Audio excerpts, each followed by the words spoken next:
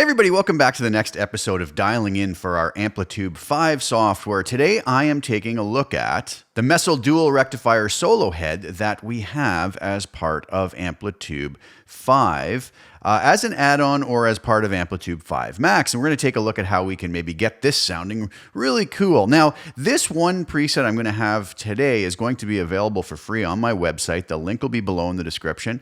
You can just click on that and grab that over at my personal website. But I'm also going to have a full bundle available using this same amp model, and it's going to be a 12 preset bundle. It'll be available on my website as well, which will include this preset, but along with 5 others. So there's going to be a clean, a push kind of edge of breakup, 2 overdrives, and 2 lead tones. And it's also going to have another 6 presets, which are those same presets, but with a full array of effects using the new X Gear virtual pedals. So, I mean, obviously to be able to use those, you will have to have licenses to use those, just as you would with any of these presets for the Amplitube gear involved. So in that bundle, there will be 12 presets in total, 6 without the effects. So anybody with Amplitube 5 Max will be able to utilize it, or Amplitube 5 with the Dual Rectifier solo head add-on if you've purchased that from the custom shop. So without further ado, let's see what kind of tone we can get out of this wonderful head. So here we are over I'm in Cubase, and I'm just running Amplitube 5 in that, and I have my Mesa Engineering Dual Rectifier solo head model up here, and I have a very simple signal path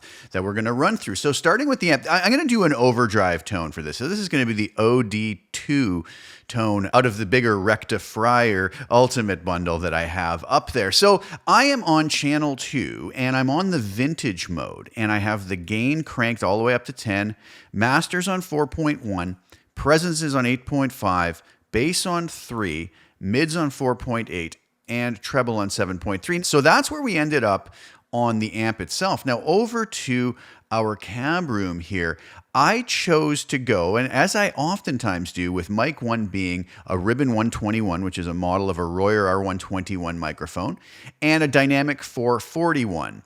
So these are 2 microphones I really like a lot, and I just stuck with the 412 Recto traditional slant, and I kept the speakers in that were there, which are the Brit V2 Vintage 30s. So those worked really nicely. So coming over here to our little mixer, you'll see that, and if I choose a microphone here and come over to our VIR tech, you'll notice I have the 121 pretty much dead center, but pulled back a number of inches. And I also have it set to a 45-degree angle. I liked what that did. Now switching over to mic 2, which is the 441, I wanted maximum edge out of this to blend in.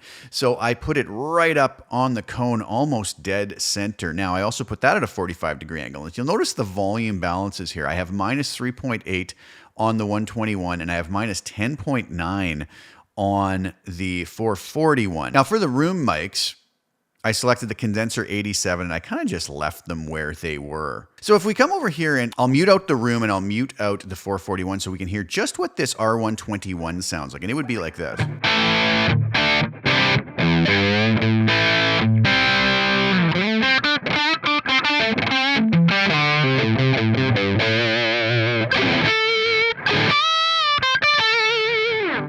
All right, now let's mute that out, and we'll unmute just the 441.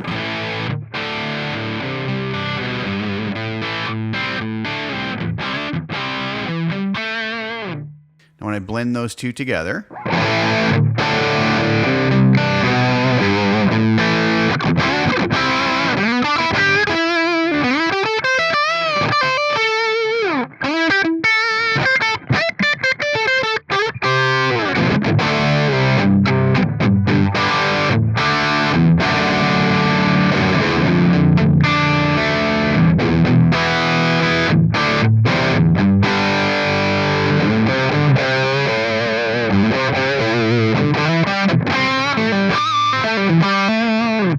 and that's what we get. Now, the tone is not done, so you may not like what you're hearing there. Let's add the room mic in. We come back to all of these mics now.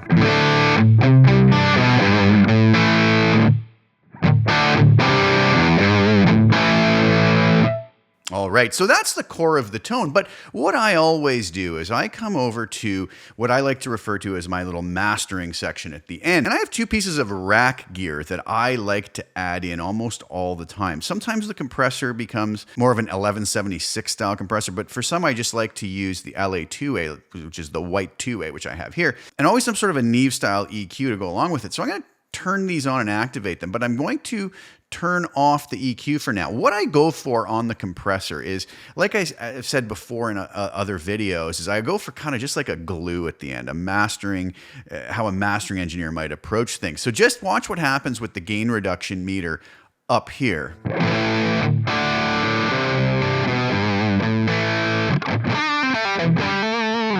You'll notice I'm getting 1 to 2 dB of compression, very light. So if I bypass that again, it sounds like this.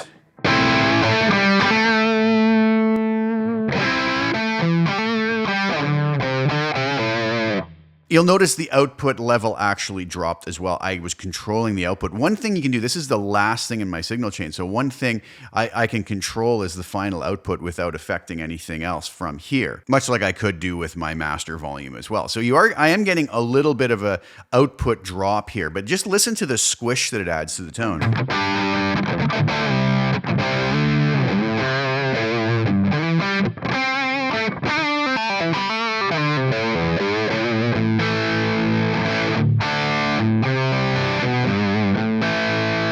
So I was really liking what that was doing. Now also, I have the EQ81, and when I turn that on, it might give me a little bit more compression, but really all I'm doing with this is I'm pulling out a little bit of 390 hertz, 2 dB to be exact, and I'm taking a shelf EQ of all the frequencies above 3300, and I'm boosting those by 2 dB, and I'm also doing a low cut of 100. So that sounds, again, without that, like this.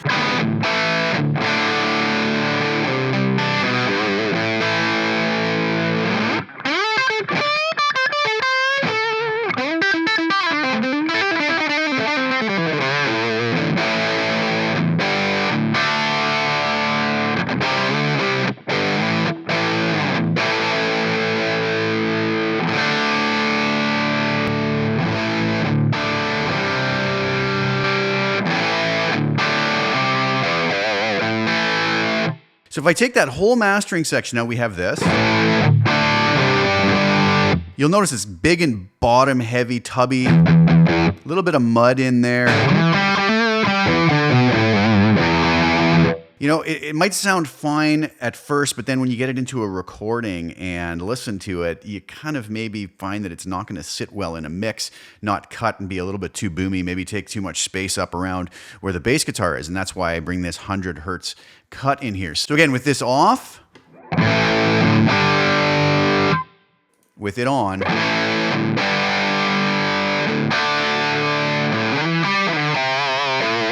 you'll notice less tubby, less muddy. Some folks might think, oh, that's too thin now, but it really works in a mix. Now, you might ask, oh, how do I know that this works in a mix? Well, what I did is I wrote a little piece of music to showcase some of the tones in the full Rectifier Ultimate preset, which is available on my website. So let's take a listen to that right now, and you can kind of hear how this sounds in the mix.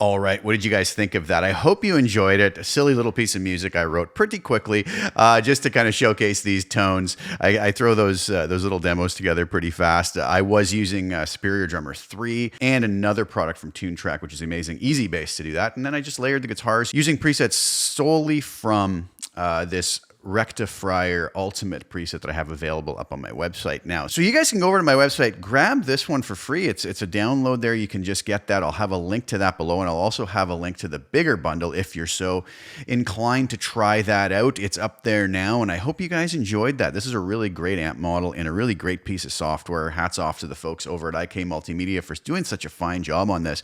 And also check out the new X-Gear virtual pedals. I think we have a day or two left in there.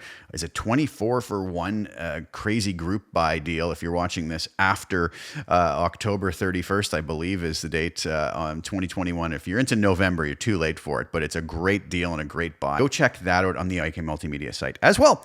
Thank you guys so much for tuning in. Go grab yourself a copy of these presets, and I will be back really soon. Please like the video, share it with anybody who you think would get some enjoyment out of watching it, and also subscribe to my channel and hit the little bell notification to get notified when I put new content out. I'll be back really soon. Thank you guys again so much for tuning in. Ciao for now.